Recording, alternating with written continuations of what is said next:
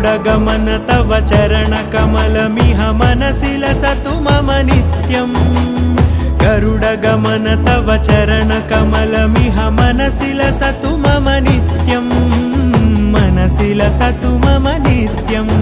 मम तापमपाकुरु देव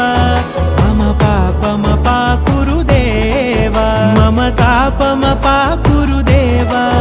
मम पापमपाकुरु देव